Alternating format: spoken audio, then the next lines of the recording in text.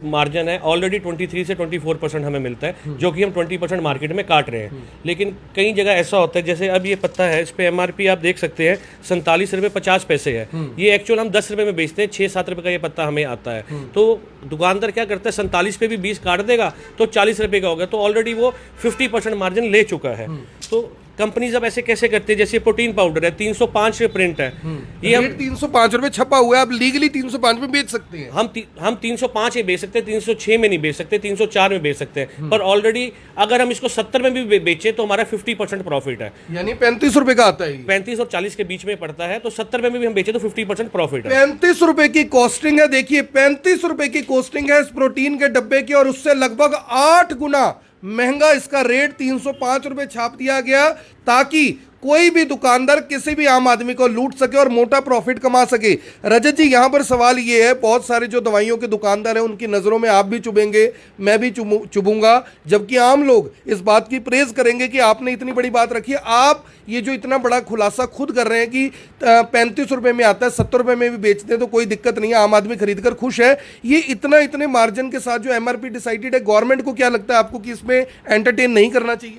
नहीं, गवर्नमेंट को अगर गवर्नमेंट एंटरटेन नहीं करेगी तब तक गरीब आदमी का फायदा नहीं होगा। गरीब आदमी इस टाइम पिस रहा है। इस टाइम जो हालात हैं कोरोना में, लोगों के हालात, फाइनेंशियल पोजीशंस नहीं है, चाहे वो बिजनेसमैन हो चाहे वो गरीब आदमी हो, कि दवा तो एक रोज की हमारी जरूरत है, जिसके लिए हमें इतना मार्जिन लोगों से नहीं लेना चाहिए। और आप 10-15% प्रॉफिट, 20% तक मैक्सिमम अपनी परचेज पे ले, बहुत है। अगर 35 रुपये पे आप 20% लेते हैं तब भी 50 रुपये तक दे, ठीक है।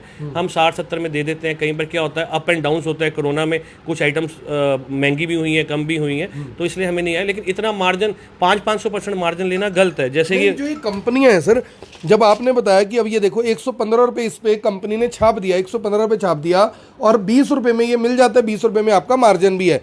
115 रुपये कंपनी का छापने का मकसद क्या है? कंपनी अगर चाहे तो इसका रेट 25 रुपये 30 रुपये रख दे, उन्होंने 115 क्यों छापा? ये क्या नेक्सस है पूरा? कंपनी के इसी में दो, इसी जैसे ये है इस रेबीजोन DSR, इसमें है रेबीपर्जोल, खाली पेट वाला कैप्सूल है।